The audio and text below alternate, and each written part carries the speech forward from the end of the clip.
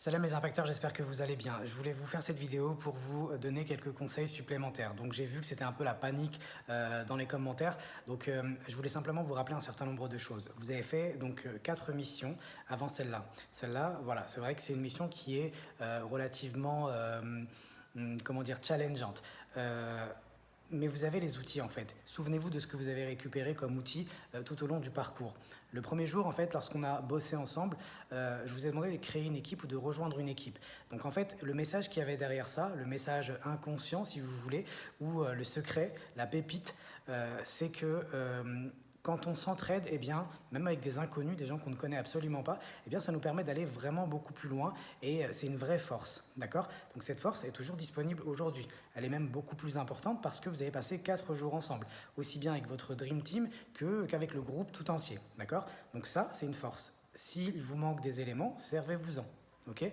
Ensuite, le deuxième jour, je vous ai demandé d'extraire à partir d'une liste de besoins, d'attentes, d'objectifs, de lister des idées.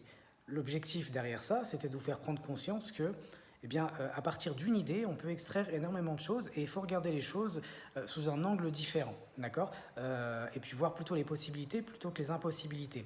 Quand je vois que simplement en lisant l'énoncé de mission, beaucoup se disent « Ah, c'est impossible, c'est bon, c'est fini pour moi aujourd'hui le challenge », sans avoir regardé la vidéo ou les ressources, eh bien, j'ai envie de vous dire… Souvenez-vous qu'il y a cette ressource que vous êtes allé chercher. Vous avez appris à penser différemment.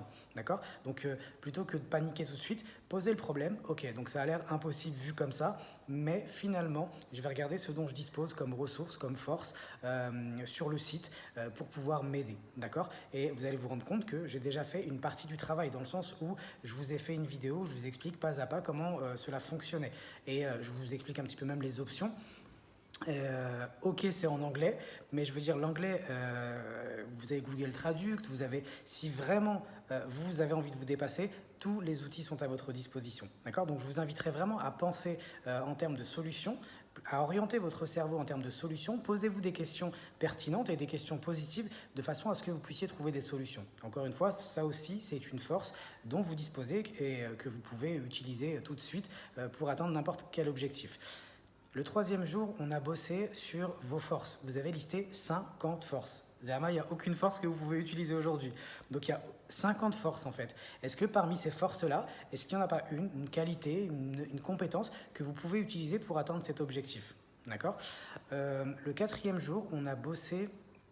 Peut-être que j'ai loupé une étape. Non, le quatrième jour, on a bossé sur comment utiliser tous ces ingrédients pour justement trouver une idée. Et ensuite, vous avez pitché. Donc, vous avez présenté comment dire, la façon dont vous pourriez aider soit un recruteur, soit un client, soit un marché, etc. D'accord?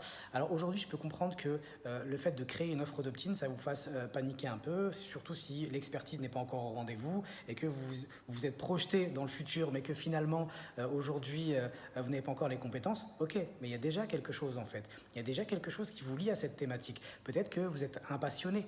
Peut-être que vous êtes quelqu'un qui justement a besoin de développer telle ou telle compétence dans tel ou tel domaine, que vous ne connaissez rien pour le moment, mais que vous êtes tellement passionné par le sujet que eh bien, ça va vous donner envie de partager ça avec d'autres personnes. Alors, dans le marketing, il y a dans le marketing, dans l'infoprenariat par exemple, dans le fait de vendre des formations, vendre des produits d'information, même si j'aime pas beaucoup le terme parce que c'est pas des produits d'information, c'est pas de l'information que l'on vend, mais c'est des solutions. Mais en gros, en fait, sur ce marché-là, il y a beaucoup de croyances limitantes comme celle-là. Par exemple, il y a beaucoup de gens qui se disent, voilà, concrètement, vu que je n'ai pas les compétences, il faut que je me forme. Donc par exemple, je veux développer mes compétences en matière de mind mapping, faut que je me forme en mind mapping pour pouvoir commercialiser et vendre quelque chose à mon audience. Et si on se posait la question différemment, encore une fois, j'ai une audience où je veux créer une audience et je n'ai pas les compétences. Comment faire? Alors est-ce que je leur dis que je suis un expert et que finalement je ne le suis pas? Absolument pas. On peut simplement être transparent avec son audience et adopter plusieurs casquettes différentes. L'une des casquettes, je vais vous en présenter deux qui peuvent vous aider. L'une des casquettes, c'est la casquette du reporter.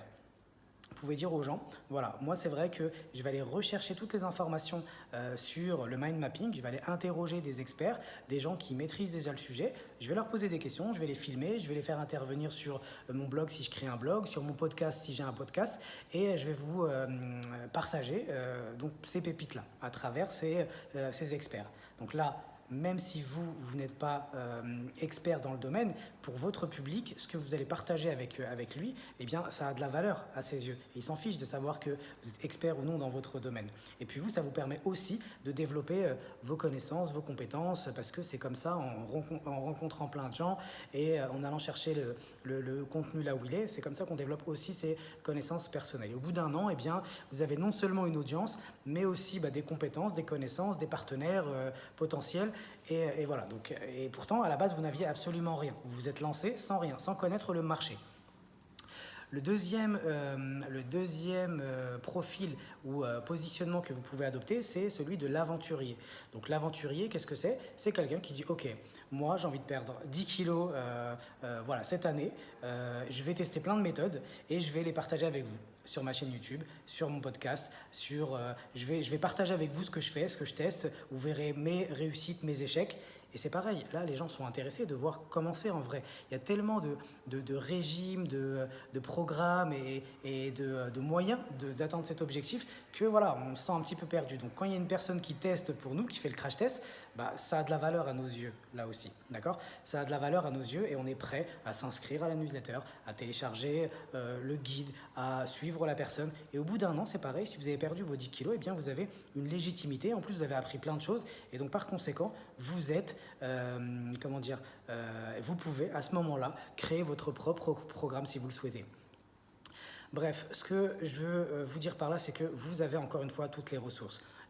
Si vous n'avez pas de réseaux sociaux, ok, concrètement, si vous n'avez pas de réseaux sociaux, qu'est-ce qu'il faudrait faire? Créer un réseau social en fait, créer un compte sur un réseau social. Donc pensez vraiment en termes de solutions. Alors je comprends que certaines personnes ne veulent pas rejoindre Facebook.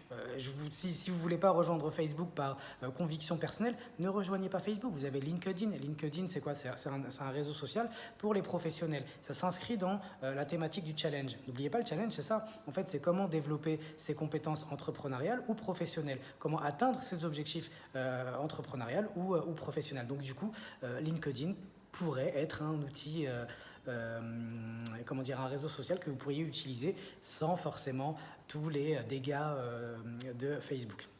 Donc voilà. Je ne pourrais pas répondre à toutes les questions, mais j'espère vous avoir donné un maximum d'éléments parce que je suis en train de préparer donc ce qui va venir après, Inch'Allah, parce qu'il va y avoir un live de célébration. Donc je vous le dis rapidement, il va y avoir un live de célébration ici même, à la maison, chez moi. Je remercie d'ailleurs ma famille parce que je leur ai demandé si c'était possible justement, parce que c'est les vacances en ce moment et je devais partir avec eux en France. Et comme il y a tous ces événements, comme il y a les ouvertures des inscriptions au programme WMA à partir de jeudi, bref, il y a pas mal d'événements, je leur ai demandé si c'était possible de m'abstenir d'aller en France pour cette fois et ils ont accepté. Si vous me regardez, barakallahu fekoum, du coup voilà, il y aura un live de célébration ici chez moi, donc il va y avoir quelques invités donc en ligne et aussi ici à la maison. J'attends les retours et je vous communique tout ça très bientôt, Inch'Allah. Et vous pourrez aussi poser des questions à des personnes qui sont parties de zéro, des personnes qui ont émigré aussi dans d'autres pays pour créer un business ou pour certaines personnes l'histoire est même un peu compliquée parce qu'ils sont partis sans rien, c'était compliqué et puis ils s'en sont sortis. Bref voilà, je ne vais pas vous en mettre trop dans la tête, mais en gros, je ne pourrai pas être disponible cet après-midi. Peut-être que je répondrai à vos messages demain matin et de toute façon, vous avez un peu plus de temps que prévu pour pouvoir finaliser cette mission. Donc dans tous les cas, vous obtiendrez une réponse et n'oubliez pas, la première ressource que vous avez récupérée, c'est quoi? C'est l'entraide. Donc n'hésitez pas à vous entraider. Je suis vraiment très attentif à ça et l'équipe c'est pareil. Et voilà, je vous en dis pas plus. Je vous souhaite à tous une excellente journée, Inch'Allah. Qu'Allah subhanahu wa ta'ala mette la baraka dans vos actions. Wassalamu alaikum wa rahmatullahi wa barakatuh. Wa kun sa'idan.